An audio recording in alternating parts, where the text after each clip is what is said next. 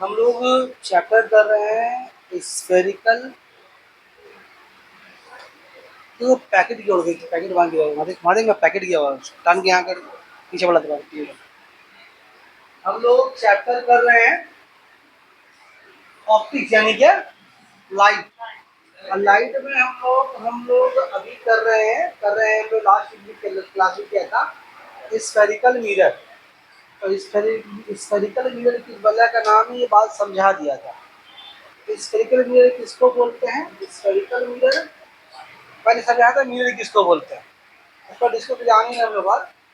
इस spherical mirror का मतलब होता है कि उसका जो रिफ्रैक्टिंग सरफेस होता है जिसकी वजह से रोशनी टकराएगी वो हल्का सा कर्व होता है, हल्का सा कर्व होता है। हालांकि हम इतना कर्व बनाया है, इतना कर्व तो नॉर्मल दिखता नहीं है, लेकिन समझाने के लिए बनाया गया है। कभी कभी इतना कम कर्व रहता है कि आपको समझ में नहीं आता है कि वो मतलब कर्व है या प्लेन है। ये बात सही हुई थी तो आपको आगे समझ में आएगा। हम बोलना चाह रहे हैं उसका जो कर्वनेस होता है, प्लेन मिरर क्या होता है बिल्कुल सीधा होता है, और कर्व मिरर क्या होता है उसका जो रिफ्रैक्टिंग सरफेस होता है वो हल्का सा ऐसे कर्व होता है।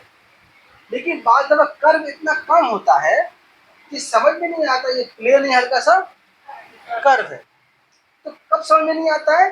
जब कोई स्फेरिकल मिरर बहुत बड़े स्फेयर का हिस्सा होगा। जब कोई स्फेरिकल मिरर किसी बहुत बड़े स्फेयर का हिस्सा होगा, उसमें जरा से पार्ट काट लेंगे हम लोग तो वो हम लोगों को उतना कब समझ में नहीं आएगा, लेकिन वो कर्व ही स्फेयर का ही पार्ट होता है।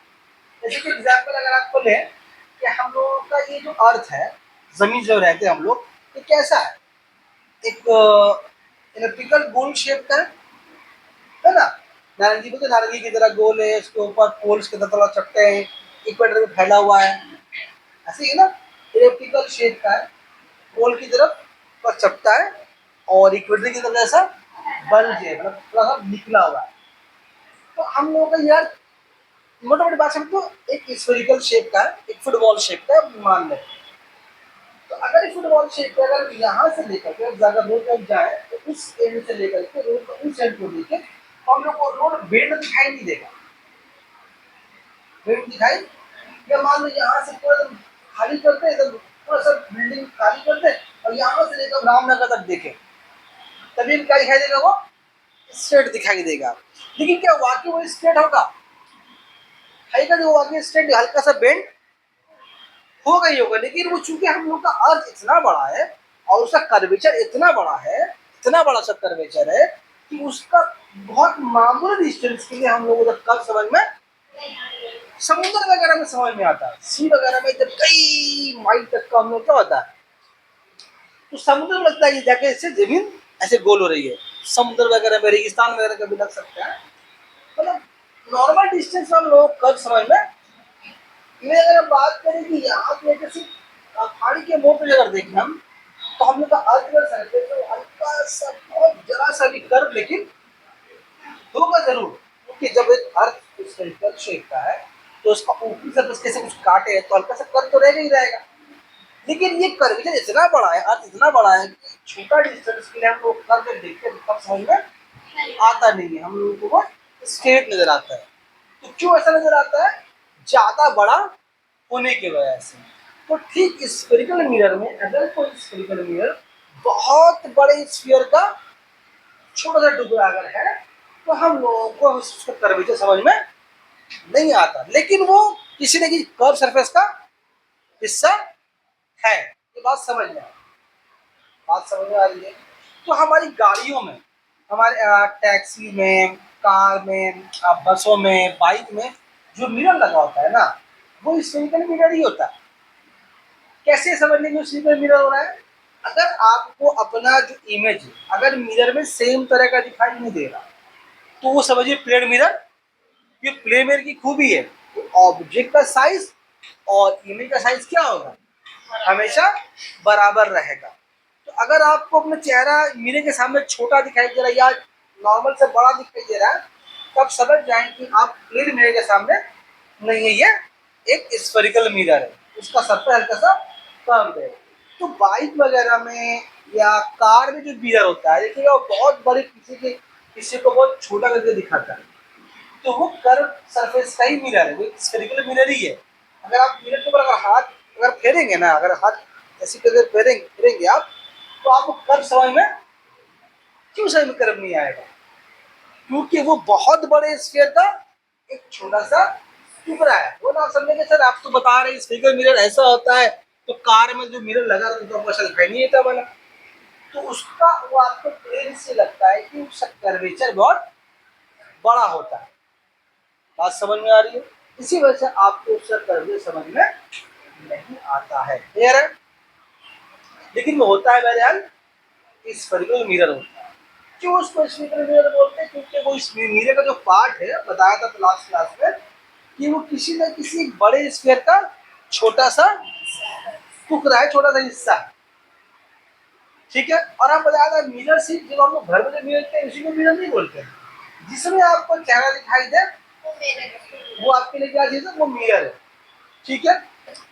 तो हम लोग घर में जो मिरर होता है उसमें क्या होता है? एक गिलास के पीछे कुछ लेयर पॉलिश किया होता है, मरकरी का या किसी और मेटल का एक पॉलिश किया हुआ था। पॉलिश होने की वजह से क्या होता है कि हम लोगों को उसमें चेहरा नजर आता है। अगर पॉलिश किया वजह तो हमको उसमें चेहरा नजर नहीं आएगा। तो हम लोग के सिलेबस में दो तरह का मिरर है, एक एक कनकेव मिरर और एक है कॉन्वेक्स मिरर। और हम क्या लिखाया था? कनकेव मिरर को क्या बोलते हैं हम लोग? बताओ, कनकेव मिरर को क्या बोलते हैं? कनकेव मिरर को क्या बताया था? कनकेव मिरर और कॉन्वेक्स मिरर एक नाम भी लिखा था हमने एक्स्ट्रा। कनकेव मिरर को कनकेव डाइवर्जिंग लिखाया था। चेक करो, चेक करो। कन्वर्जिंग तो पूछ रहे थे, आप भूल नहीं रहे। तो कनकेव मिरर क्या लिखाया था? कन्वर्जिंग मिरर लिखाया था, और कॉन्वेक्स मिरर को डाइवर्जिंग मिरर लिखाया था। ये भी जो पढ़ाएं वो ध्यान से समझिएगा। तो आगे लेंस चैप्टर है, लेंस चैप्टर में ठीक इसका उल्टा है। अभी तो इसके बाद पढ़ेंगे हम लोग, जब मौका मिलेगा तो पढ़ेंगे, रिफ्रैक्शन ऑफ लाइट पढ़ेंगे, तो उसका लेंस का नंबर आएगा। तो लेंस के जो नंबर में जब लेंस जब पढ़ेंगे हम लोग, तो ये सारी चीजें वहां पर घूम करके आएंगे। बस खाली यहाँ पर क्या होगा? नाम चेंज हो जाएगा। जैसे यहाँ पर कॉन्वेक्स मिरर है, कॉन्केव मिरर है, तो वहाँ पर कॉन्वेक्स लेंस और कॉन्केव लेंस हो जाएगा। और उल्टा हो जाएगा, जो काम यहाँ पर कॉन्वेक्स मिरर करेगा वो काम वहाँ पर कनकेव लेंस करेगा। क्या बोल रहे समझ में आ रही है? जो काम यहाँ पर कॉन्वेक्स मिरर करेगा वो काम वहाँ पर कनकेव लेंस करेगा, और जो काम यहाँ पर कनकेव मिरर करेगा वो काम वहाँ पर कॉन्वेक्स लेंस करेगा। तो अगर आप यहाँ पर समझ जाएंगे तो लेंस वाला बहुत बड़ा जो पार्ट होता है हम लोगों को उतना पढ़ना नहीं पड़ता, वो जल्दी वहाँ से पढ़ के भी निकल जाते हैं, टाइम बहुत बच जाता है, और एक ही इन्फॉर्मेशन दोनों के लिए सेम तरह का क्वेश्चन आता है। बस खाली समझना रहता है कि मिरर के बारे में पूछना है, लेंस के बारे में पूछना है। फिर से बोल रहे हैं, जो कनकेव मिरर होगा वो वहां पर कॉन्वेक्स लेंस होगा, और जो यहाँ पर कॉन्वेक्स मिरर होगा वो वहां पर कनकेव लेंस होगा। इसे यहाँ पर क्या लिखा है आपको? यहाँ लिखा है कि कनकेव मिरर कन्वर्जिंग मिरर है, तो वहां पर कौन कन्वर्जिंग होगा? कॉन्वेक्स लेंस कन्वर्जिंग होगा। यहाँ पर क्या बोला आपके? कॉन्वेक्स मिरर डाइवर्जिंग मिरर है, तो वहां पर डाइवर्जिंग कौन होगा? कॉन्केव लेंस होगा। लेंस बोलो। तो अब कन्वर्जिंग और डाइवर्जिंग का मतलब क्या होता है? पहले आप बताइए कि कौन सा मिरर है? ये जो हम बताया है बना, ये कौन सा मिरर है और ये कौन सा मिरर है? अजी, ये कौन सा मिरर है, ये कौन सा मिरर है? तो अभी आप नहीं बोल सकते कि ये कौन सा मिरर है, ये कौन सा मिरर है। डिपेंड करता है कि रिफ्रैक्टिंग सरफेस कौन सा है और रोशनी कहाँ से आ रही है। अगर रोशनी यहाँ से आ रही है, इसके ऊपर टकरा रही है, इसका मतलब ये कौन सा मिरर है? कॉन्वेक्स मिरर है। अगर रोशनी यहाँ से आ रही है, यहाँ टकरा रही है, कौन सा मिरर हो गया? फिर कनकेव मिरर। सेम के तो उसके लिए भी। तो अभी आप ये नहीं बोल सकते कि मिरर कौन सा है। डिपेंड करता है पॉलिश कहाँ किया हुआ है और रोशनी कहाँ से आ रही है। जाहिर सी बात है, जहाँ पर पॉलिश किया हुआ है रोशनी सुस्त आएगी नहीं। अगर पॉलिश अगर यहाँ कर दी इस तरफ हम, तो रोशनी यहाँ से आएगी, वो फायदा नहीं बनता उसका। अगर पॉलिश इस तरफ तो रोशनी को यहाँ से आना पड़ेगा। ऐसे ही है ना? आपने समझो मिरर है, आप चेहरा अपना मिरर में देख रहे हैं, तो पॉलिश कहाँ किया हुआ है? अब उसको उलट देगा, पॉलिश के ऊपर तो देखा था कहाँ नजर आ रहा है, कुछ नहीं नजर आ रहा। तो आप कहाँ खड़े हैं और रोशनी कहाँ से आ रही है उस पर डिपेंड करता है पॉलिश कहाँ किया हुआ। ठीक है, एक काम करते हैं, हम यहाँ पॉलिश करते हैं। हम ऐसे ऐसा निशान दे रहे हैं, इसका मतलब पॉलिश कर रहे हैं।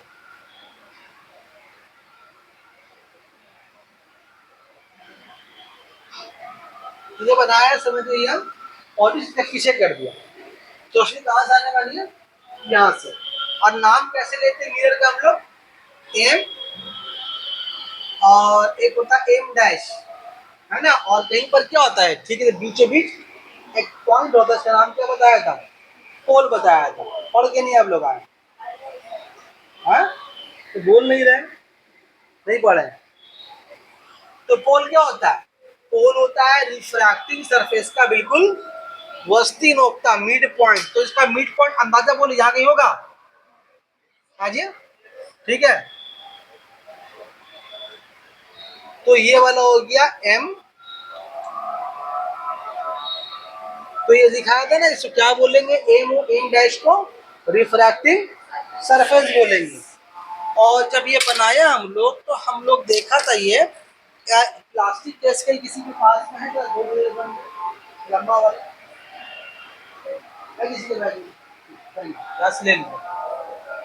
तो एक लाइन आता है जो पोल से और सेंटर ऑफ कर्वेचर से दो ऊपर गुजरता है, क्या बोलते हैं उस लाइन को, उस लाइन को बोलते हैं प्रिंसिपल एक्सिस बोलते हैं। इस लाइन का एक्सटेंशन अप टू इन्फिनिटी है।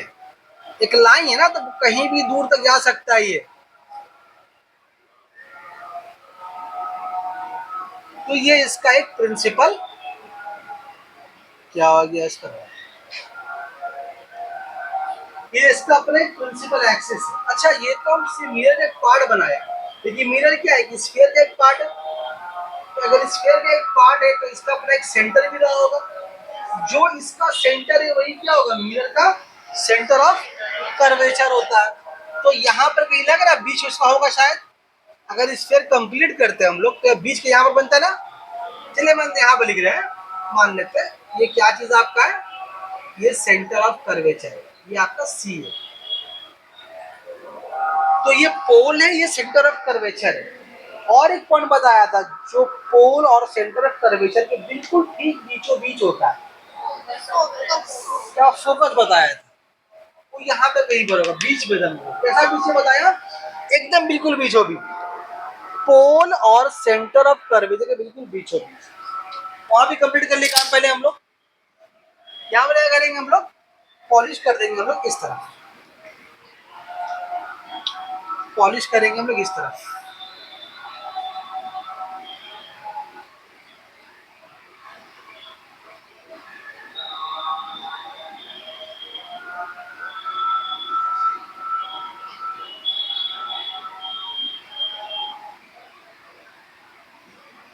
एम वो यहाँ के बीच में होगा,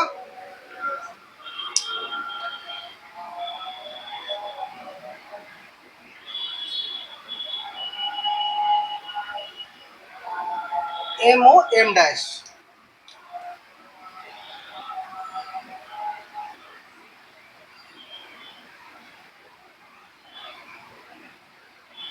ये पॉलिश है, ठीक है, इस तरफ।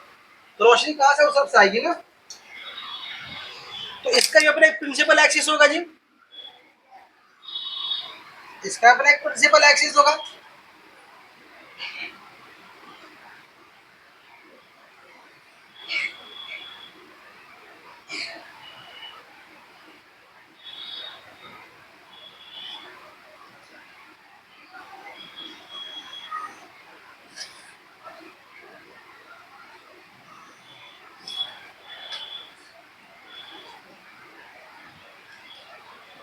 इसका भी अपने कहीं पर यहाँ पर सेंटर ऑफ कर्वेचर होगा जी,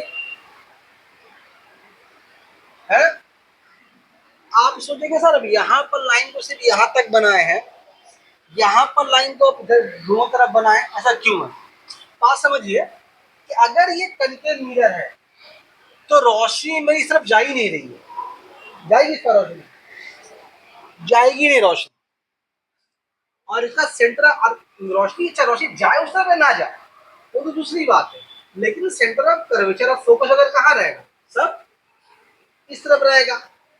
इसका भी सेंटर ऑफ फोकस वगैरह कहाँ रहेगा? क्योंकि जब कर्वेचर का मुंह इस तरफ है तो यहाँ रहेगा। देखिए रोशनी यहाँ कहाँ से रही है?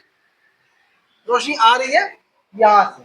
जब रोशनी यहाँ से आएगी तो रोशनी इस तरफ आएगी, तो मिरर है तो नहीं आएगी रोशनी, ना तो पॉलिश किया हुआ। क्योंकि रोशनी मेरी इस तरफ से आएगी और टकरा के वापस इधर मुड़ेगी, तो हमको लाइन बनाना मेरे लिए जरूरी है। और यहाँ पर जब रोशनी यहाँ से आएगी तो टकरा के इधर ही मुड़ेगी, रिफ्लेक्शन इसी को बोलते हैं रिफ्लेक्शन। तो रोशनी को जाना नहीं है उस पर, इसीलिए हम ये लाइन को नहीं बनाया। और यहाँ पर भी रोशनी आएगी तो नहीं इस तरफ, लेकिन फिर भी क्यों बनाया इसको? सेंटर ऑफ कर्वेचर को दिखाने के लिए, फोकस को दिखाने के लिए। बात समझ में आ रही है? तो अभी समझ में आ गया कौन सा मिरर है। ये कौन सा मिरर लोगों का? कनिकेव मिरर है। और वो कौन सा मिरर लोगों का है? कनिकेव मिरर को क्या बोलते हैं? कनिकेव मिरर को क्या बोलते हैं? Converging mirror. कन्वर्ज के माने क्या होता है? कि किसी एक पॉइंट पर जाकर सिमट जाना, किसी एक पर जाकर सिमट जाना। अब देखिए यहाँ से आप लोग क्या करेंगे, हम लोग पढ़ा है कि जब भी रोशनी आती है किस तरह से आती है? वो पहले तो किसी सोर्स से निकलेगी, बगैर सोर्स की रोशनी है नहीं। रोशनी सोर्स से निकलेगी, सोर्स से निकलने के बाद वो कैसे ट्रैवल करती है? वो स्ट्रेट लाइन में। और रोशनी जितनी भी किरणें होती है, जितना भी रेज ऑफ लाइट होता है, वो पैरेलल बीम ऑफ लाइट होता है, यानी दूसरे बीम की फॉर्म में आता है और एक दूसरे के पैरेलल होता है। यानी कि रोशनी की जो किरणें हैं वो पैरेलल बीम ऑफ लाइट होती है, ठीक है। तो यहाँ से कहीं से रोशनी की सोर्स से निकली हुई आएंगी, किस सोर्स से रोशनी आएगी और किस तरह से आएगी? वो आपस में पैरेलल होगी। आपस में पैरेलल होने का मतलब हो गया स्ट्रेट लाइन। आपस में पैरेलल बीम के फॉर्म में आएंगी और आपस में पैरेलल तो होंगी, साथ में इस लाइन का नाम क्या है? Principal axis. इस प्रिंसिपल एक्सिस के भी वो पैरेलल होगी। कैसे? देखिए हम ज्यादा नहीं बनाएंगे, 3-4 ही बनाएंगे, 3 ऊपर 3 नीचे बनाएंगे। देखिए पैरेलल लग रहा? पैरेलल है।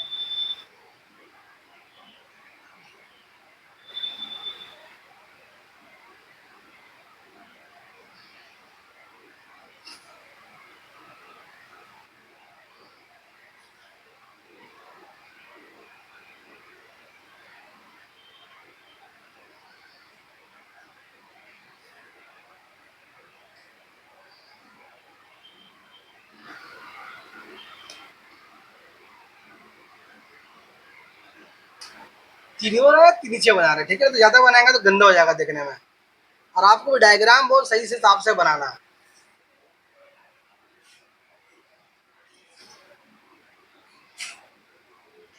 लाइट चैप्टर आसान है, लेकिन उसको कंटिन्यू पढ़ते रहना पड़ेगा। मतलब जैसे जैसे खत्म हो रहा है वैसे वैसे आपको भी इसको खत्म करना पड़ेगा। आप ड्यू रखेंगे, सोचेंगे बाद में पढ़ेंगे तो फिर नहीं होगा। वैसे ही पूरा साइंस ही वैसे ही है।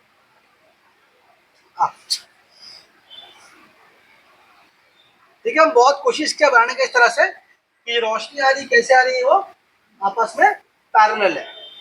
तो ऐसे एरो बना देते रोशनी के लिए।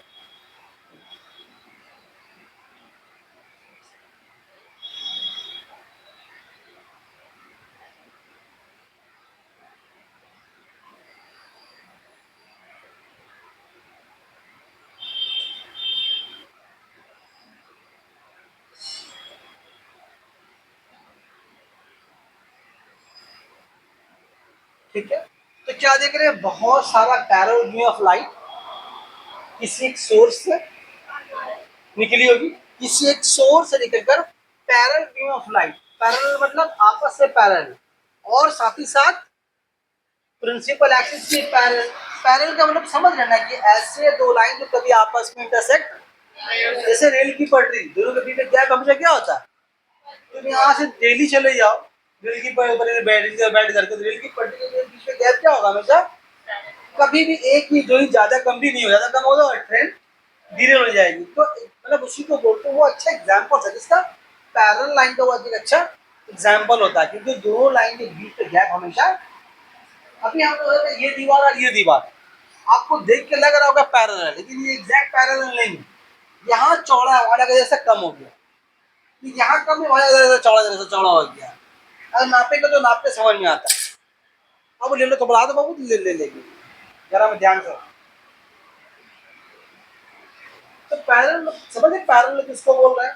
तो जब parallel beam of light principal axis के पैरेलल, याद रखिए ये बात, parallel beam of light principal axis के पैरेलल जब किसी सोर्स से निकलती है, सोर्स से निकलने के बाद जब बहुत सारी रेज ऑफ लाइट, जो पैरेलल रेज ऑफ लाइट है प्रिंसिपल एक्सिस के पैरेलल ट्रैवल करती हुई, जब कौन सा मिरर है, कनकेव मिरर, जब किसी कनकेव मिरर से टकराएगी, अब चूंकि ओपेक मीडियम है तो इसमें क्या होगा, रिफ्लेक्शन। रिफ्लेक्शन में क्या होता है, रोशनी जिस मीडियम से आती जाती है टकरा के वापस उसी मीडियम में आती है, टकरा के उसी मीडियम में आती है। तो जब रोशनी अगर टकराएगी इसमें, तो टकराने के बाद यानी कि आफ्टर रिफ्लेक्शन तो बैक करेगी।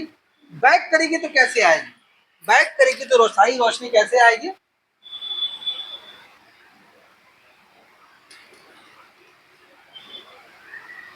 तो हम सी की जगह चेंज कर रहे हैं, बहुत करीब लगा देख रहे हैं, डायग्राम में तकलीफ होगा। क्या बोले, बात समझ आ रही है? तो सी को पीछे कर दे रहे हैं, डायग्राम में तकलीफ होगा लग रहा है मुझे सब। क्या बना दे सी पर, तो क्या होगा कि आफ्टर रिफ्लेक्शन क्या होगा,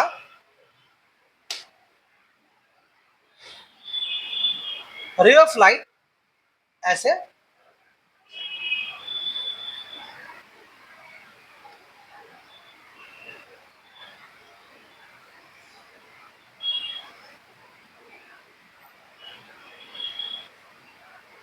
पहले गंदा हो गया, तब मैंने से बनाया, ठीक कर देंगे उसको भी।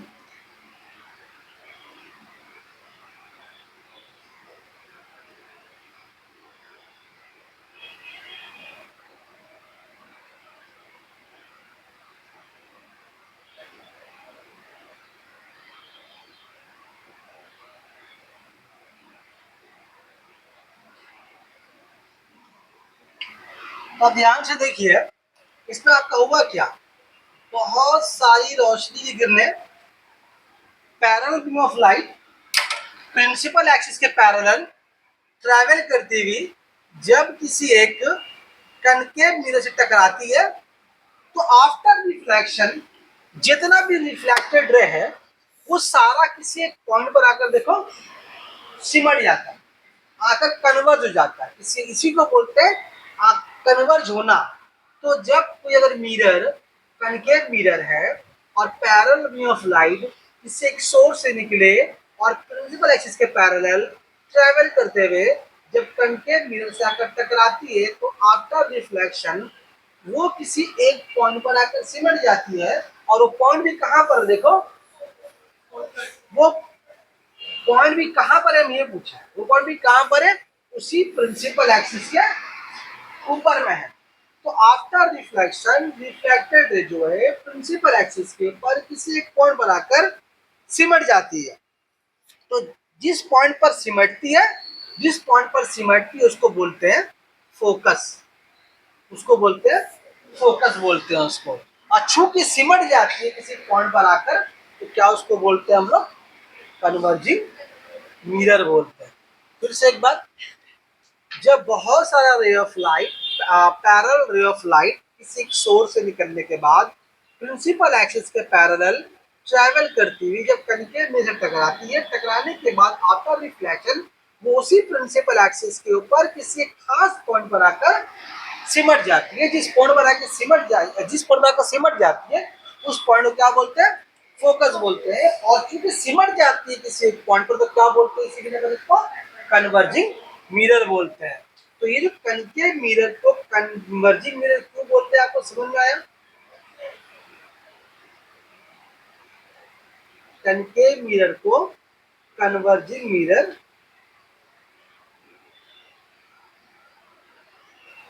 तो कनकेव मिरर को कन्वर्जिंग मिरर क्यों बोलते हैं, आपको समझ में आ गया।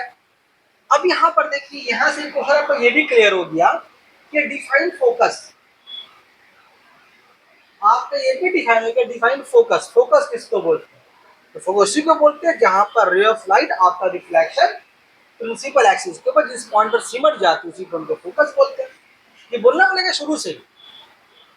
तो parallel ray of light principal axis के पैरेलल ट्रेवल करते हुए जब किसी कण के नियर टकराती है, आफ्टर रिफ्लेक्शन वो किसी एक पॉइंट पर सिमट जाती है। क्योंकि किसी एक पॉइंट पर सिमट जाती है इसलिए इसको क्या बोलते हैं, कन्वर्जिंग मिरर बोलते हैं। और जिस पॉइंट पर सिमट है उसको क्या बोलते हैं हम लोग, फोकस बोलते हैं। क्या बोलते हैं उसको, फोकस बोलते हैं। और हम और देखा ये गया है, प्रैक्टिकली देखा ये गया है कि जो एफ जो पॉइंट है वो ओ और सी के दोनों के दरमियान में रहता है। तो ओ सी को हम लोग क्या बोलते हैं, अगर ओ सी का नाम ले तो इसका नाम होता है रेडियस, याद कीजिए। लेकिन इसको सिंपल रेडियस नहीं बोलते, क्या बोलते हैं हम लोग इसको, रेडियस ऑफ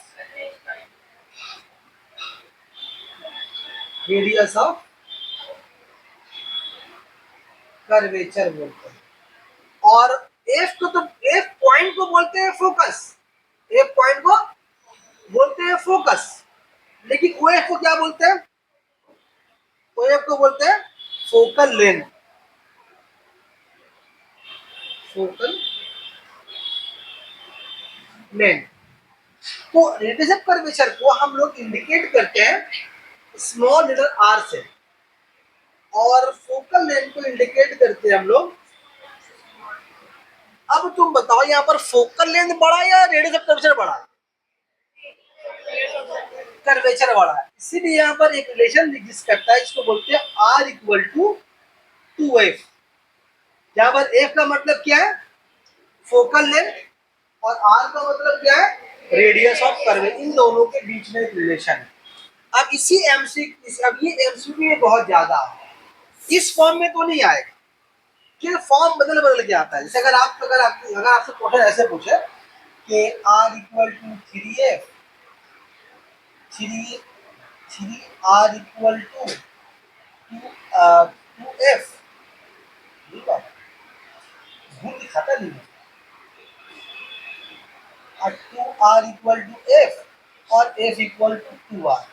तो आप सिर्फ देखो ना, भूल दिखाता नहीं है, r इक्वल टू 2f। तो आपसे बोलेगा बताओ कौन सा सही है, तो इतना आसान ये पूछता नहीं है वो, इतना सा कैसे पूछेगा नहीं वो। तो कैसे करेगा, आपको एक ऑप्शन आपको देगा 1/2 equal to r/a, r equal to f,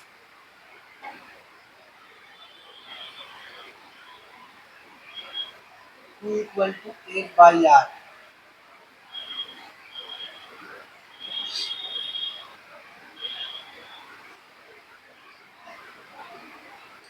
और एक क्या दे सकता है आपको,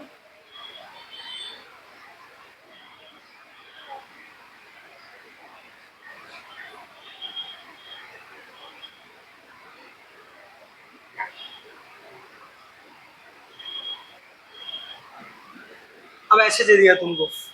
अब तुम बोलो कि ऐसा देखो तो नहीं बताएंगे इधर, तो आपको ढूंढना पड़ेगा इस पे कौन सा ऑप्शन इससे मैच कर रहा है।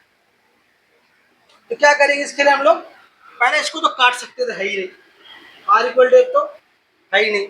इसको क्रॉस मल्टीप्लाई करके देख लेंगे कि ये इस फॉर्म में आ रहा है कि नहीं। तो किस फॉर्म में आ रहा है, इस फॉर्म में आ रहा है, क्रॉस मल्टीप्लाई करो, नहीं उल्टा आ रहा है, टू यहाँ हो जा रहा है, इसको करो,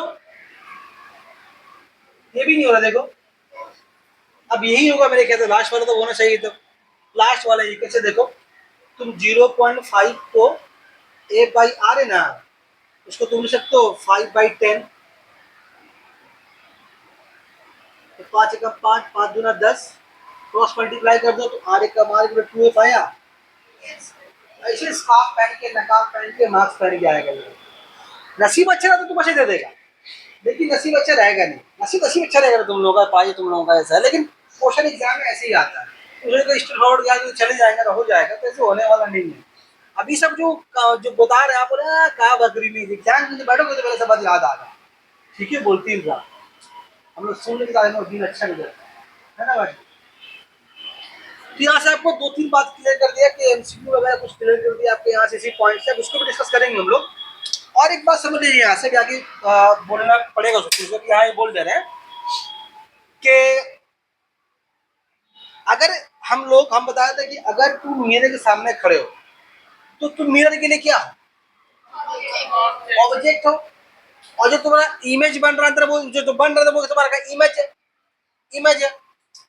तो मतलब मिरर के केस में डिस्टेंस नापना एक बहुत इंपॉर्टेंट फैक्टर होता है। डिस्टेंस नापना, जैसे कि ऑब्जेक्ट डिस्टेंस नापना, इमेज डिस्टेंस नापना कि ऑब्जेक्ट मिरर से कितनी दूर खड़ा है, उसका इमेज मिरर में कितनी दूर बन रहा है, फिर उसका फोकस कितनी दूर पे है, उसका सेंटर ऑफ कदे कितनी दूर पे है। तो सारा चीज नापा जाता है मिरर के केस में। वो कहाँ से नापा जाता है, पोल से नापा जाता है। यानी मिरर के केस में जितना भी डिस्टेंस है, जितनी भी दूरियां हैं, जैसे कि फोकल लेंथ हुआ, या centre of curvature, radius of curvature हुआ, या आपका ऑब्जेक्ट डिस्टेंस हुआ, या इमेज डिस्टेंस हुआ, वो सारा कहाँ से नापा जाता है, पोल से नापा जाता है।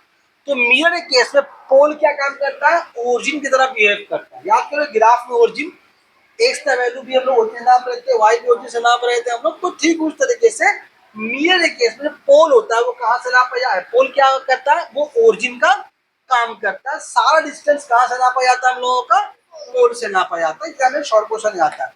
अभी आगे और बताना है बहुत सारी, पहले आगे चले पहले, ठीक है। अब आइए बात करते हैं इस मिरर के बारे में।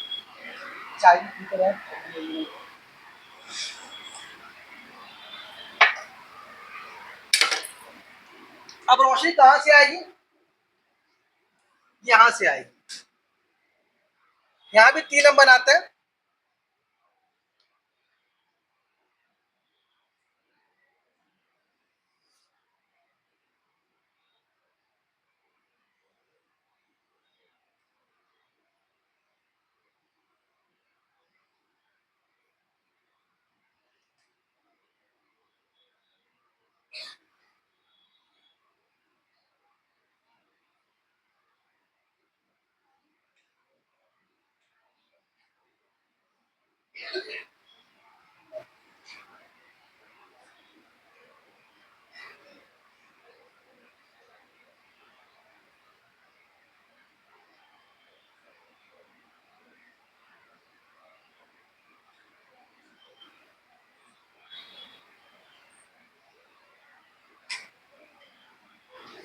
तो रोशनी की कहां से आ रही है, सोर्स से आती होगी। रोशनी की बहुत सारी किरणें इससे एक सोर्स से निकली।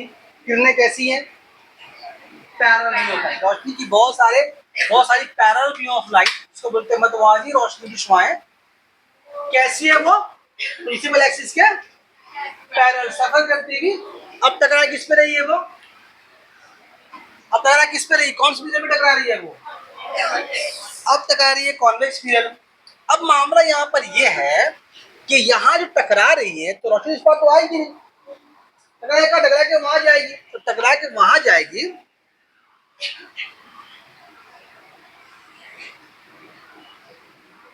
तो ऐसे इधर भागेगी टकरा करके।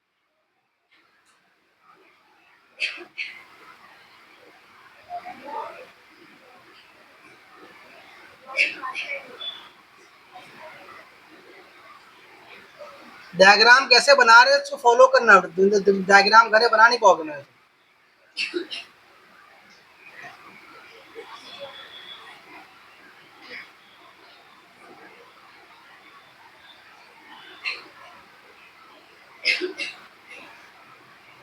देखो भाई, खांसने में कंजूसी मत करो, खांस लो जी भरे, कोई दिक्कत का बात नहीं है, सभी खांसता है यहाँ पर। शर्माए खा लो तो सांस फूलेगा।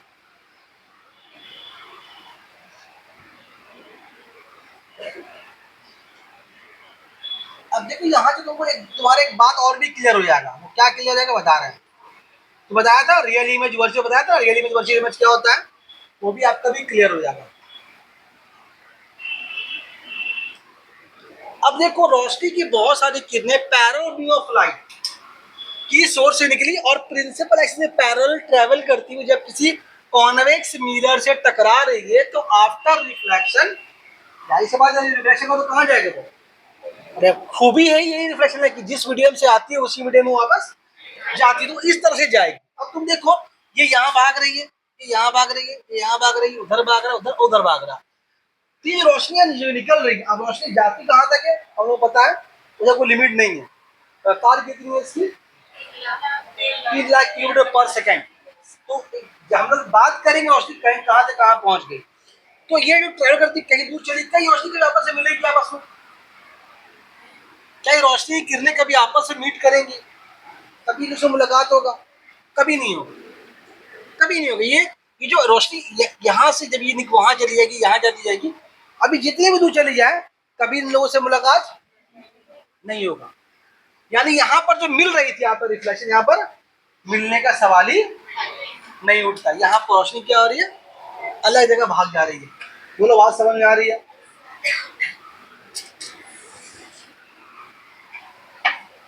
अब क्या क्या आता है, अब क्या क्या आता है, इसमें क्या क्या आता है, जो लाइन जो भाग रही है उस तरफ, इसको बैकवर्ड ड्रॉ किया जाता है। बैकवर्ड ड्रॉ करते हैं, कैसे ड्रॉ करते हैं बैकवर्ड, देखो इस लाइन का मतलब क्या होता है बताया था मुझे, इमेजिनरी। इमेजिनरी का मतलब उसका एग्जिस्टेंस नहीं है, बस हम लोग उसको गुमान कर रहे हैं कि ऐसा कुछ हो रहा होगा।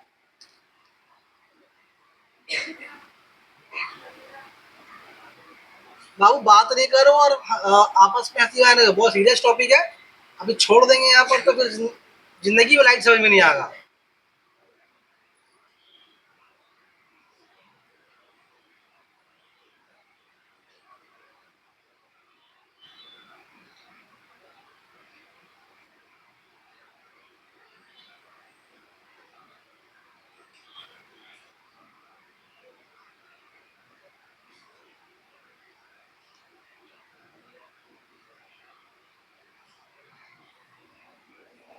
अगर हम इसको बैकवर्ड ड्रॉ किया, ये कैसा लाइन है, ये इमेजिनरी लाइन है। रोशनी तो आई नहीं है इस तरह, रोशनी आई उस कहीं से आई पैरेलल, टकरा के वापस निकल गई है, लेकिन जब रोशनी ऐसी जब बिखर रही है तो उसको बैकवर्ड ड्रॉ किया गया। बैकवर्ड ड्रॉ किया गया तो ये देखा गया, जब बैकवर्ड ड्रॉ किया गया तो एक अजीब चीज दिखाई गया। क्या दिखाई गया, ऐसा लग रहा है कि किसी खास पॉइंट रोशनी फैल रही है, किसी के खास पॉइंट रोशनी फैली हुई मालूम हो रही है, लेकिन एक्चुअली फैल यहाँ से नहीं रही है वो, ये एक्चुअल पॉइंट तो है नहीं, रोशनी तो आई ही नहीं इस तरह, क्योंकि ऐसा लग रहा है कि रोशनी किसी खास पॉइंट से ऐसी बिखरी हुई मालूम हो रही है, ऐसे मालूम हो रहा है। और वो खास पॉइंट है कहाँ पर, उस उसी पॉइंट से मुझे पूछा तो बोलता कुछ आ रहा, और मुझे आम कितना किलो बोला, प्याज 20 रुपए किलो। अब प्याज के आम पूछे तो प्याज का दाम बता रहा, अरे भाई वो पॉइंट है कहाँ, तो बोलता फोकस है। हम पूछे को पॉइंट कौन सा, तो ना बोलेगा फोकस है। तो पॉइंट है कहाँ, प्रिंसिपल एक्सिस के ऊपर। अब जिस पॉइंट से वो फैली हुई मालूम हो रही है, उसी पॉइंट को इस केस में क्या बोलेंगे, फोकस। जहां पर रे ऑफ लाइट एक्चुअल में मीट कर रही थी, यहां पर रे ऑफ लाइट मीट नहीं कर रही है, लग रहा है किसी एक पॉइंट, किसी खास पॉइंट से प्रिंसिपल एक्सिस के ऊपर से वो फैली हुई मालूम हो रही है। फैलने को अंग्रेजी क्या बोलते हैं, डाइवर्ज होना। डाइवर्ज, इसी मिरर पर क्या उसको बोलते हैं हम लोग, इसको डाइवर्जिंग मिरर बोलते हैं। फिर से एक बात बोलते हैं कि बहुत सारा parallel of light principal axis के ट्रैवल करती हुई जब किसी एक कॉन्वेक्स मिरर पे टकराती है तो आफ्टर रिफ्लेक्शन, आफ्टर ध्यान देना इस लाइन पे, आफ्टर रिफ्लेक्शन और प्रिंसिपल एक्सिस के ऊपर किसी एक पॉइंट से फैली हुई मालूम होती है। ऐसा नहीं बोलेंगे कि किसी एक पॉइंट से प्रिंसिपल के ऊपर फैलती है, ऐसा नहीं बोलेंगे कि प्रिंसिपल एक्सिस के ऊपर किसी एक पॉइंट से वो फैलती है। फैल वहां से नहीं रही है, वहां से फैली हुई मालूम हो रही है। ऐसा हम लोग इमेजिन कर रहे हैं कि लग रहा है कि इस पॉइंट पे फैली हुई मालूम हो रही है, और इत्तेफाक से वो पॉइंट कौन हो गया, फोकस हो गया। क्यों, क्योंकि वो पॉइंट जो है ओ और सी के बिल्कुल दरमियान में है। अब चूंकि किसी एक पॉइंट से वो बिखरी हुई मालूम हो रही, फैली हुई मालूम हो रही है, इसीलिए इसको हम लोग क्या बोलते हैं, डाइवर्जिंग मिरर बोलते हैं। बोलो बात सही में आ रही है। क्या यहाँ पर रे ऑफ लाइट एक्चुअल में मीट किया है? क्या यहाँ पर रे ऑफ लाइट एक्चुअली मीट किया है? यहाँ रे ऑफ लाइट एक्चुअली मीट किया, यहाँ पर एक्चुअली मीट नहीं किया है। हम लोग जबरदस्ती एक बैकवर्ड ड्रॉ करके एक डायग्राम बनाए तो लग रहा है कि यहाँ से निकली है, यहाँ पहले मालूम हो गया एक्चुअली मीट उन्होंने किया नहीं है। तो जहां पर रे ऑफ लाइट आपस में एक्चुअली मीट ना करे, आपस में एक्चुअली मीट ना करे, वहां पर हमेशा क्या बनता है? वर्चुअल इमेज बनता है। और जहां रे ऑफ लाइट और रे ऑफ लाइट, जहां कोई इमेज, जहां रे ऑफ लाइट आपस में मिलती है, आकर के आपस में इंटरसेक्ट करती है, कब? After reflection. अगर after reflection ray of light अगर आपस में इंटरसेक्ट करेंगे, आपस में मीट करेंगी, तो उस केस में हमेशा हमेशा क्या बनेगा? रियल इमेज बनेगा। तो अगर आप पढ़ेंगे डेफिनेशन रियल इमेज का, तो लिखा रहता है कि रियल इमेज रोशनी की किरणों के आपस में इंटरसेक्ट करने से, आपस में मिलने से इमेज बनती है। और वर्चुअल इमेज रोशनी की किरणों के आपस से मिलने से नहीं बनती, मिली हुई मालूम होती है। तो अगर वहां का डायग्राम, अगर आप वो आंसर पढ़िएगा, आपको समझ में नहीं आता, उसमें आपको समझ में आएगा इसका मतलब क्या हो रहा है। रियल इमेज का मतलब कि रे ऑफ लाइट एक्चुअल में मीट करेंगी, और वर्चुअल का मतलब क्या? रे लाइट एक्चुअल में मीट नहीं करेंगी। ये तो हुआ टेक्निकल जवाब। आज शॉर्ट का जवाब उसको बताया था कि पहचान क्या है कि रियल इमेज हमेशा उल्टा बनेगा और वर्चुअल हमेशा सीधा बनेगा। ठीक है। हालांकि लैटरल इन्वर्शन सब में होगा। लैटरल इन्वर्शन दाया बाया आप कर दें, चाहे वो प्लेन मिरर हो, चाहे वो स्फेरिकल मिरर में कनकेव मिरर हो, कॉन्वेक्स मिरर हो, लैटरल इन्वर्शन का मतलब क्या? दाया बाया बाया आपको दाया दिखाई देगा। ये आपका हर मिरर एक केस में होगा। लेकिन आप समझ रहे हैं कि वर्चुअल इमेज किसको बोल रहे हैं, रियल किसको बोल रहे हैं? वर्चुअल मतलब सीधा, रियल मतलब उल्टा। तो अभी जहां जहां अगर आप किसी मिरर में, चाहे क्लियर मिरर हो, चाहे वो स्फेरिकल मिरर हो, अगर आप अपने इमेज को देख रहे हैं, अगर इमेज सीधा बना रहा है, इसका मतलब वो कौन सा इमेज है? गाड़ियों में जो गाड़ी में जो मिरर वगैरह लगा होता है, तो उसमें इमेज कैसे दिखाई देता है? सीधा दिखाई देता है। इमेज दिखाई कैसे देता है? सीधा। सीधा को हम लोग क्या बोलता है साइंस के भाषा में? इरेक्ट। याद आ रहा है? ये बताया था ना, इरेक्ट बताया था। और उसका क्या मतलब उल्टा क्या बताया था? इन्वर्टेड बताया था, है ना? तो सब याद रखने सब चीजें। तो कहने का मतलब ये है कि हाँ, हम ये बोल रहे थे कि वो सब में इमेज कैसा बन रहा है, रियल या वर्चुअल? क्वेश्चन बन रहा है इमेज सीधा बन रहा है मतलब वर्चुअल। छोटा बने बड़ा बने उससे मतलब नहीं है, सीधा इमेज है, सर ऊपर पैर नीचे है, तो वहां वर्चुअल है। तो गाड़ियों में एग्जाम में शॉर्ट क्वेश्चन लगा दिया कि आपकी गाड़ी में एक मिरर लगा हुआ है, लुकिंग ग्लास है, लुकिंग ग्लास में आप किसी इमेज को देख रहे हैं, बताइए इमेज रियल है या वर्चुअल है? उनके दिमाग लगाने का नहीं है, सीधा बनना बस वर्चुअल। बात समझ में आ रही है? क्या ठीक है।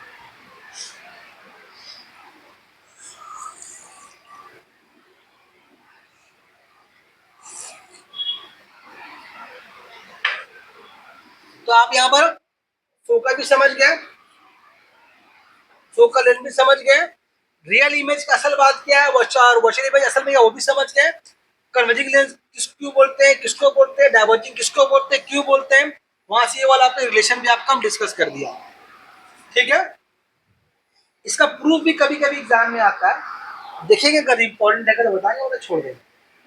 इसका एक थ्योरम में प्रूफ भी आता है, अगर लगेगा बताने लायक है तो बताएंगे, मतलब इसी से काम हो जाएगा। ज्यादा बात समझ में आई? ठीक। और क्या बताया है कि पोल का क्या हैसियत है मिरर में? ओरिजिन की तरह काम करता है। जितने भी डिस्टेंसेस है वो सब कहाँ से मेजर करते हैं? पोल से मेजर करते हैं। पूरा बात समझ में आ रही है? चलो पॉज कर दो सर, सब पॉज करेंगे। पर एक क्वेश्चन आपके एग्जाम में शॉर्ट क्वेश्चन आता है कि कभी कभी क्या होता है, किसी किसी केस में फोकल लेंथ को बोलते हैं पॉजिटिव, कभी कभी फोकल लेंथ को बोलते हैं नेगेटिव, कभी कभी ऑब्जेक्ट पॉजिटिव, कभी कभी ऑब्जेक्ट डिस्टेंस नेगेटिव। अलग अलग केस में सवाल पूछेगा कि किस केस में या किस इसमें क्वेश्चन अगर आपको दिया कि किस मिरर का फोकल लेंथ नेगेटिव होगा, किसका पॉजिटिव होगा, तो जवाब कैसे देंगे उसको समझिए। सब विषय मेजर कहां से करते हैं हम लोग? कहां से करते हैं? तो जब हम लोग किसी डिस्टेंस को अगर मेजर कर, ध्यान दिया जाए, जब अगर हम सब आपको इन्फॉर्मेशन दे रहे हैं जो आप खुद बोलिएगा, आप जब किसी डिस्टेंस को जब मेजर किया जाता है, अगर उसको इंसिडेंट लाइट जो रोशनी आ रही है अगर उसके अपोजिट डायरेक्शन में मेजरमेंट कर रहे हैं तो वहां पर वो चीज हमेशा पॉजिटिव होगा। रोशनी जा रही है यहाँ से, नाप रहे हैं वहां से, तो क्या होगा, अगर उल्टा हो रहा है तो हमेशा पॉजिटिव, मतलब माइनस माइनस प्लस होगा। ऐसे यार ऐसे वहां से आ रहा है तो मतलब पॉजिटिव, और दोनों सेम डायरेक्शन में तो क्या होगा, नेगेटिव। अभी आप देखिए ये क्या चीज है, पोल। अगर आप यहाँ पर फोकस नापे तो कैसे नापेंगे, हर चीज नापते कहाँ से हम लोग, तो अगर नापेंगे तो अगर फोकस नापेंगे, अगर ये एफ है तो नापेंगे कैसे, इसको यहाँ से नापना शुरू करेंगे, यहाँ से नापना शुरू करेंगे, यहाँ से रोशनी आ कहाँ से रही है, तो रोशनी भी आ रही है यहाँ से और नाप भी रहे यहाँ से, दोनों सेम डायरेक्शन में। यहाँ इस केस में फोकल लेंथ क्या नेगेटिव, क्या होगा, इस केस में रोशनी आ रही है यहाँ से, आप नाप रहे हैं तो क्या होगा। अब आपको याद करने दरकार नहीं है कि कॉन्केव लेंस या कॉन्वेक्स लेंस किस केस में फोकल नेगेटिव है, किस केस में फोकल पॉजिटिव है। बात समझ में आ रही है। अब एग्जाम में एमसी क्वेश्चन आ गया कि focal length is always negative in case of concave mirror. इस बात याद रखने वाला तभी तो होगा, इतना गहरी गहरा जो बात है तुम बुक को 100 बार पढ़ो तभी तुमको समझ में नहीं आने वाला, हम गारंटी दे रहे। लेकिन तुम नसीब है खराब, क्या करें, अरे खराब नसीब जी, बोली सही बोलती है, बोल नहीं रही है, मन में बोल लिया मैं खराब, अपने को कोस रही है, लेकिन ठीक है, बात समझ में आ गई। तो यहाँ पर समझ कि फोकल लेंथ क्या चीज है आपका, इसके फोकल लेंथ आपको लग रहा है वैसे क्यों बोल रहे हैं, पेपर सॉल्व कीजिएगा आपको एग्जाम में क्वेश्चन तो आएगा, यही सब क्वेश्चन बनेगा एग्जाम में। बात जब ऐसा क्वेश्चन आता है जो कभी बोल रहे होते हैं ऐसी, कभी मजाक में कभी बात समझा देते हैं, वो भी क्वेश्चन बन जाता है एग्जाम में। बहुत बार मैथ में शॉर्ट क्वेश्चन में जो बोले हैं समझाते वक्त वही को शॉर्ट क्वेश्चन बन गया, तो साइंस में वो इसी होता है। समझ में कब आएगा आपको, बोलिए, एग्जाम के दिन समझ में आएगा। ठीक है, जब किसी को आप फिर क्या कीजिएगा, किसी को भेजिएगा आप तो बोलिएगा देख बहन जा रही सर के बाद, सर का बात को ध्यान से सुनेगी, सर जो पढ़ाती ने लिखेगी, जब वो आएगी तो फिर आपको पता पड़ेगी उसका एहसास कब होगा, फिर वो किसी और बोलेगी ये चल रहा, ये आप होगा चल रहा, चलो ठीक है। तो ये हो गया फोकल लेंथ। तो फोकल लेंथ जो है, फोकल लेंथ जो है कॉन्केव मिरर का हमेशा क्या है, पॉजिटिव, उसमें क्या हमेशा जिस लाइट में डायरेक्शन जा रही है, लाइट जिस डायरेक्शन में जा रही है का डिस्टेंस दूसरी डायरेक्शन में मेजर कर रहे हैं तो वो समझिए आपका नेगेटिव है, और उल्टा डायरेक्शन में तो हमेशा पॉजिटिव है। अब कभी कहीं पूछता है ऑब्जेक्ट डिस्टेंस नेगेटिव है या इमेज डिस्टेंस नेगेटिव है, इसके बारे में पूछता है, तो वो देखा जाए कि ऑब्जेक्ट रखा हुआ कहाँ है। ये सपोज करो ये मिरर इस तरफ है, ये मिरर है, ये इसका रिफ्लेक्टिंग सरफेस है, ये इसका रिफ्लेक्ट रोशनी यहाँ से आएगी, तो जाहिर सी बात है कि तुम जो है ऑब्जेक्ट को भी यहाँ रखोगे नहीं, ये वैसे ही हो जाती है। मिरर पॉलिश किया हुआ तो उल्टा तरफ खड़े हो, कहाँ दिखेगा उसमें, वो कहाँ खड़ा हो रहा है, रिफ्रैक्टिंग सरफेस का सामने में। तो ये अगर रिफ्रैक्टिंग सरफेस है तो ऑब्जेक्ट कहाँ रहना चाहिए, क्या कभी कभी यहाँ रह सकता है, हमेशा यहाँ रहेगा। मान लो ये ऑब्जेक्ट यहाँ रखा हुआ, एक पेन रखा हुआ, तो पेन का दूरी नापे कहाँ से, फोर से नापेंगे, तो यहाँ से नापेंगे डिस्टेंस, लाइट जा रही है ऐसे, नाप रहे हैं ऐसे, ये उल्टा फिर हो गया, तो ऑब्जेक्ट डिस्टेंस क्या हो गया, नेगेटिव या पॉजिटिव, पॉजिटिव हो गया। इस केस में आओ, अब यहाँ पर ऑब्जेक्ट कहाँ रखा रहेगा, इस यहाँ तो रख ही नहीं सकते आप, क्योंकि यहाँ तो पॉलिश किया हुआ, आपको रखना है यहाँ पर। अब यहाँ पर नाप रहे आप, बोलिए, ऐसे नापेंगे, रोशनी आ रही है ऐसे, ये भी कैसा है, उल्टा हो रहा है, ये भी क्या हो गया, यानी कि ऑब्जेक्ट डिस्टेंस ऑलवेज पॉजिटिव। अब पूछेगा आपसे among the focal length object distance any distance which distance is always positive, ध्यान से पढ़ो तो जवाब कैसे देंगे, तो कौन हमेशा पॉजिटिव है। देखिए ये दो डायग्राम है, आपका कितना क्वेश्चन सॉल्व हो जाएगा, सिर्फ डायग्राम मत देखिए, समझिए ध्यान से इसको, बात समझ में आ गई। अब रहा इमेज का मसला, अब रहा पानी पीला भाई, उसको पानी तो पी ले भाई, पानी लाइए बाबू। हैं? दे पानी, दे पानी, दे इसको। भर ले गया जा। होता होता है। छोड़ तो है, पानी मिल गया, पहले नहीं दे रही थी। अब बात करेंगे इमेज डिस्टेंस का। इमेज किसको बोलते हैं? जो उसमें अक्स बनेगा। अब यहाँ पर जो इमेज बनेगा, इमेज का मसला है कि इमेज कभी कभी कहीं और बन सकता था, गारंटी नहीं है। इमेज जो है, कभी आपका जो इमेज डिस्टेंस है, वो कभी आपका नेगेटिव और कभी पॉजिटिव हो सकता है। वो डिपेंड करता है कि इमेज कहाँ बन रहा है। बात समझ में आ रही है? लेकिन ऑब्जेक्ट डिस्टेंस हमेशा positive. Focal length in case of concave mirror is positive. In case of a convex mirror, negative.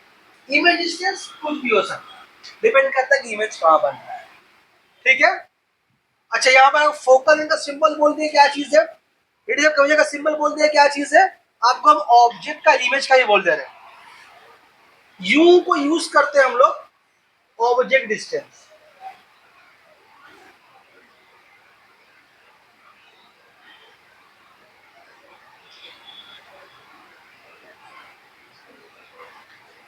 और वी यूज करते हैं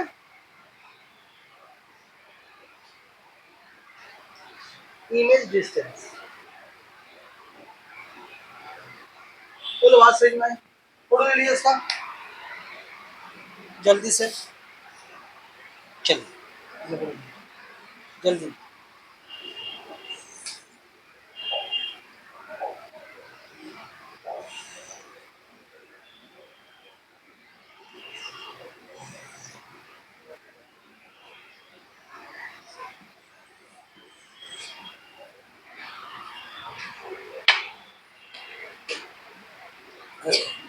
मिटा दे इसको, कुछ बोलने का नहीं सुनिए ना, आप देख ले एक बार, फिर मिटा बनाना तो मुश्किल बात है फिर इसको। और कुछ बोलने का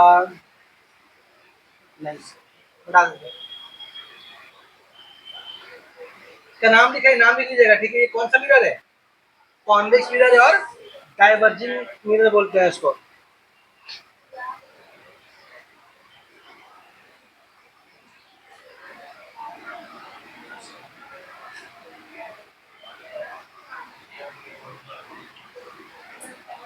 अब कुछ छोटा सवाल बता रहे हैं कि अभी से हम लोग आज तो बात पढ़ेंगे नहीं, अगले दिन हम लोग पढ़ेंगे कि किसी भी ऑब्जेक्ट को अगर मिरर के सामने रखें, कहाँ पर रखें, इमेज कैसा कैसा बने।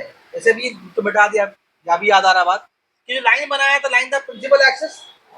तो अगर आपको मिरर के सामने अगर इमेज बनाना है, तो आपको ऑब्जेक्ट को प्रिंसिपल एक्सिस के ऊपर रखना पड़ेगा। क्या रखना पड़ेगा? प्रिंसिपल एक्सिस के आपको उसके ऊपर रखना पड़ेगा। अब जो आपका जो रिफ्लेक्शन लाइट है, तो जब इमेज हम लोग अगले दिन ही पढ़ेंगे, कल पढ़ेंगे हम लोग, आज भी पढ़ पाएंगे उसको कि इमेज कैसा बनता है और कहाँ बनता है। तो इमेज हमेशा बनेगा कहाँ पर? प्रिंसिपल एक्सिस के ऊपर ही बनेगा। और ऑब्जेक्ट भी कहाँ रखना पड़ेगा आपको? प्रिंसिपल एक्सिस के ऊपर ही रखना पड़ेगा। अब कभी छोटा बने, कभी बड़ा बने, कभी सेम साइज का बने, कभी कभी नहीं बनेगा। कम से कम आपका 8-9 केस है कि आपका बीच से कहाँ खड़े, कैसे खड़े, उल्टा बनेगा, सीधा बनेगा, नाटा बनेगा, मोटा बनेगा, कैसे ही बनेगा, तो अगले दिन देखेंगे। अभी से आपको ये समझा रहे हैं कि जो रे ऑफ लाइट जो है, जब टकराती है मिरर से, तो उसका कुछ आफ्टर रिफ्लेक्शन कहाँ की गुजरेगी, उसका 4-5 रूल है जो आपको इमेज बनाने में काम आएगा। इमेज बनाने मतलब जब डायग्राम जो बनाएंगे तो आपको समझ में आएगा कि रोशनी कहाँ से कैसे जा रही है। तो आपको हम 4-5 डायग्राम पे धीरे बना ले, पे रफली बना ले। हम एक ही थोड़ा पॉज कर दे, हाँ पॉज कर दे थोड़ा सा।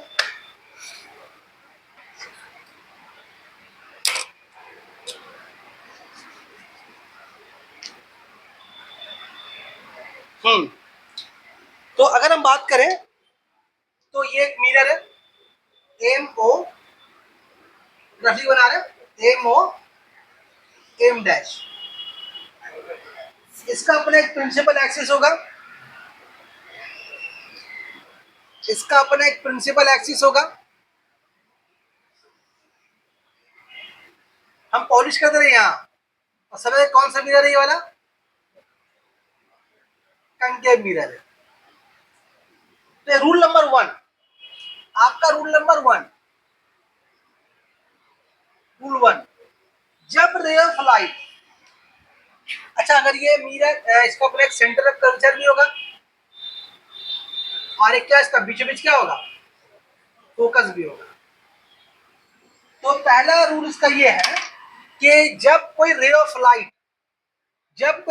लाइट प्रिंसिपल एक्सिस के पैरेलल आती है तो आफ्टर रिफ्लेक्शन हमेशा वो फोकस से गुजरेगी। कहां से गुजरेगी वो,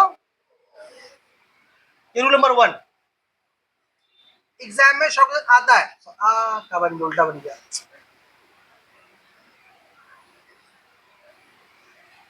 रूल नंबर 1 है जब ray of light principal axis के पैरेलल आएगी तो आफ्टर रिफ्लेक्शन फोकस से गुजरेगी। एग्जाम में क्वेश्चन पूछ लेता है ऐसे, एक ray of light principal axis के पैरेलल आ रही है तो बताओ आफ्टर रिफ्लेक्शन वो कहां से गुजरेगी, तो उसको फोकस से गुजरना ही नहीं।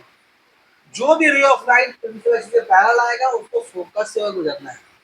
इसी को रिवर्स कर दे, अगर हम इसी को रिवर्स कर दे, इसी केस में रूल नंबर 2 कर दे, इसी केस में रूल नंबर 2 कर दे, अगर हम रूल नंबर 2 इसी केस में हो जाएगा कि अगर कोई रे ऑफ लाइट जा रही है फोकस से ऐसे, मतलब ऐसे वो पैरेलल नहीं आ रही है, रोशनी का एरो ऐसे उल्टा कर दो, डायग्राम उल्टा कर लेना, ऐसे बना देना। तो अगर कोई रे ऑफ लाइट अगर पीछे होकर ऐसे जा रही है, टकरा रही है मिरर से, और कहां से गुजर रही है वो, शर्त है कि फोकस से गुजरे। तो कोई रे ऑफ लाइट अगर फोकस से गुजरेगी तो आफ्टर रिफ्लेक्शन क्या उसका होगा, तो आफ्टर रिफ्लेक्शन वो प्रिंसिपल एक्सिस का पैरेलल होगा। इसी केस का ही उल्टा केस बना लेंगे वैसे डायग्राम। अच्छा, और अगर ये तो हुआ, यही केस अगर हम इससे बनाए, किससे बनाए, इसी केस को अगर बनाए हम,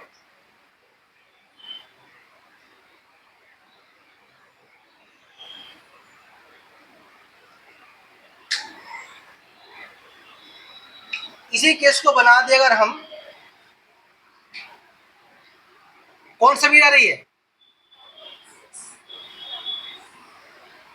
ये कॉन्वेक्स मिरर है। तो यहां भी वही बात हो गया, वहां भी वही बात क्या होगी यहाँ पर कि कोई रे ऑफ लाइट अगर प्रिंसिपल एक्सिस के पैरेलल आएगी, अगर कोई ray of light principal axis के अगर पैरेलल अगर आती है, वन मान लो अगर इस तरह से आ रही है वो, तो ऐसे आई तो टकरा के तो ऊपर निकलेगी ना वो, ये लेकिन मालूम क्या होगा वो, ऐसा लगेगा फोकस से होके जा रही है, ऐसा लगेगा।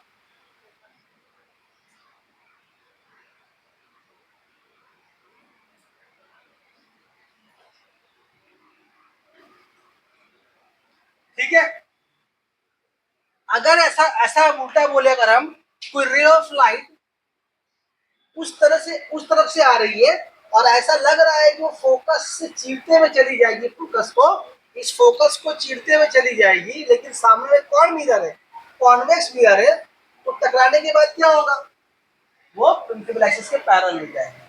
मतलब वो कहने का है कि अगर ये मिरर नहीं होता तो लाइन कहां से पास की, लाइन कहां से पास करती, ऐसे।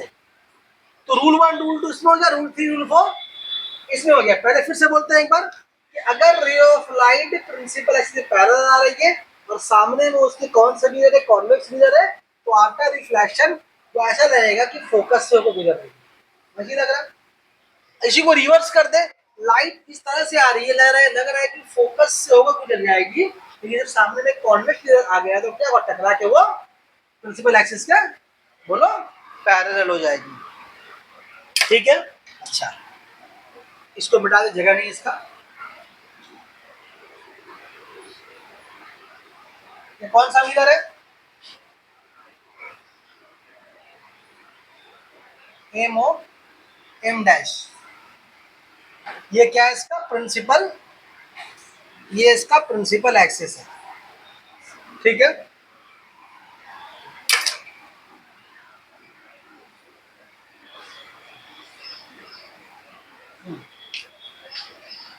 यहां पर इसका फोकस होगा, यहां इसका सेंटर ऑफ कर्वेचर होगा। अब अगर मान लो कोई रे ऑफ लाइट कोई ray of light centre of curvature से होते हुए आ रही है, फोकस से नहीं, सेंटर ऑफ कर्वेचर से ऐसे होते हुए आ रही है, सेंटर ऑफ कर्वेचर से होते हुए आ रही है,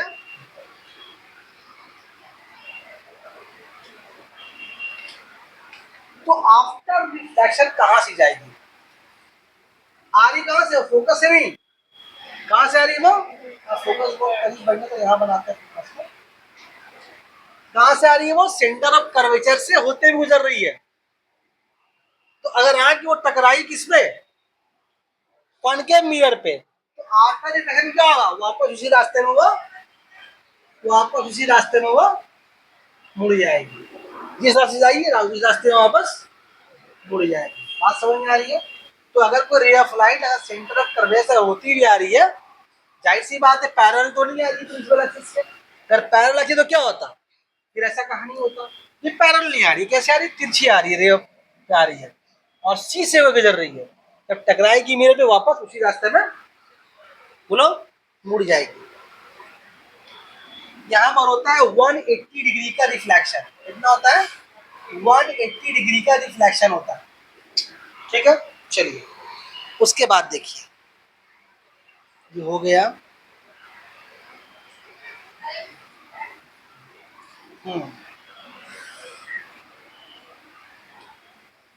एक यहाँ केस ले लीजिए आप कि वही बना रहे हैं, क्या बना रहे हैं हम? Convex mirror. नाम तो एम हो, एम डैश।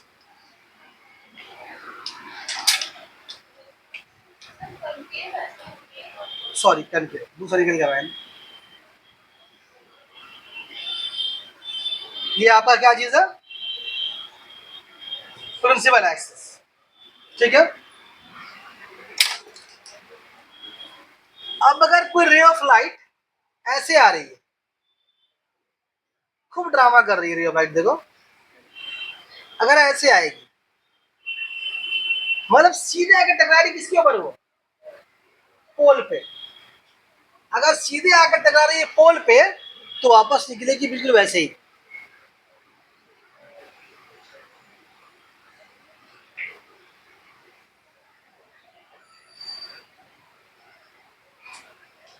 मतलब अगर ये बोले कि ये फिर नॉर्मल का तरफ बिहेव करेगा, अगर ये 60 डिग्री तो फिर ये भी कितना होगा? ये 30 डिग्री तो ये भी कितना होगा? 30 डिग्री। सेम केस किसके लिए होगा? आपका कॉन्वेक्स मिरर के लिए भी सेम केस है। कॉन्वेक्स मिरर के लिए भी तो ऐसे बनाने रहे। ठीक है, उसको हम लोग बुक में शायद लिखा होगा, आप बुक देखिएगा। अगर ये बुक अगर आपके पास है तो ये सही है बुक।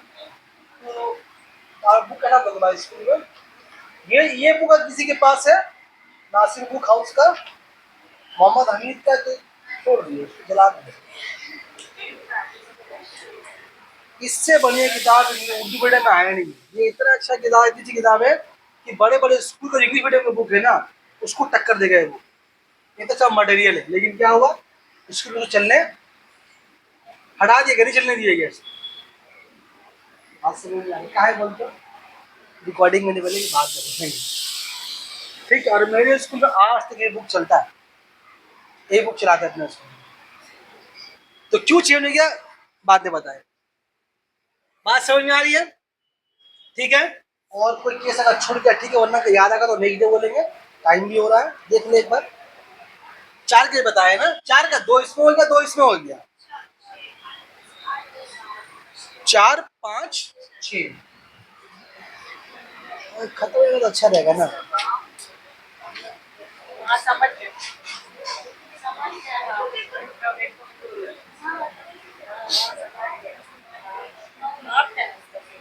ठीक, कुछ बात हमको याद आया था, भूल गया। तो एग्जाम में इसके ऊपर शॉर्ट क्वेश्चन आता है, एमसीक्यू मतलब ट्रू फॉल्स आता है इसके ऊपर। ये 6 केस को पायलट कर लीजिएगा, तो कैसे कैसे लाइट कहाँ से कहाँ आ रही है, कहाँ से कहाँ जा रही है। तो नेक्स्ट क्लास हम लोग क्या करेंगे, हम ये बोल रहा, याद आ गया, हम बोलना चाह रहे हैं कि मिरर 2 तरह का, एक है कॉन्केव मिरर और एक है कॉन्वेक्स मिरर। तो हम लोगों को जो असल पढ़ना है वो कॉन्केव मिरर के बारे में पढ़ना है, क्योंकि कॉन्केव मिरर ना अलग अलग वैरायटी के इमेज बनाता है। कॉन्केव मिरर कभी छोटा इमेज बनाता है, कभी बड़ा इमेज बनाता है, कभी बहुत बड़ा इमेज बनाता है, कभी बराबर साइज की इमेज बनाता है, कभी कभी इमेज नहीं बनाता, यानी कई तरह कैसे बना भी सकता है, नहीं बना सकता, उल्टा बना सकता है, सीधा बना सकता है, बड़ा बना सकता है, बहुत बड़ा बना सकता है, छोटा ही बना सकता है।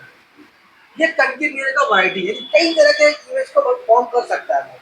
लेकिन यहाँ पर कॉन्वेक्स मिरर है जो कि डाइवर्जिंग मिरर है, उसका एक ही केस है, वो तुम कहीं पर भी खड़े रख दो ऑब्जेक्ट को, मिरर से कितनी दूर कहीं भी रखो, वो हमेशा छोटा इमेज बनाएगा और सीधा बनाएगा। कौन? तो कॉन्वेक्स मिरर जो है हमेशा क्या करेगा, किसी भी ऑब्जेक्ट का छोटा इमेज बनाएगा और सीधा बनाएगा। सीधा बनाने का मतलब क्या हो रहा है, वर्चुअल बनाएगा। इसीलिए उसके बारे में पढ़ना हम लोग को नहीं है, एक ही डायग्राम पढ़ना उसके बारे में, लेकिन कंकेव मिरर के बारे में आपको 6 डायग्राम पढ़ना है और वही से क्वेश्चन आपका ज्यादा आएगा। तो हम लोग असल पढ़ना है जिसके बारे में, कंकेव मिरर के बारे में ज्यादा पढ़ना है, कॉन्वेक्स के बारे में जरा सा पढ़ना है। यही काम का होगा, लेंस में आपका रिवर्स हो जाएगा। बात समझ में आ रही है? तो नेक्स्ट क्लास बहुत क्रूशियल होने वाला है पढ़ने वाले बच्चे लोग के लिए, नहीं पढ़ने वाले बच्चे के लिए ऐसे ही चलेगा उसका क्लास।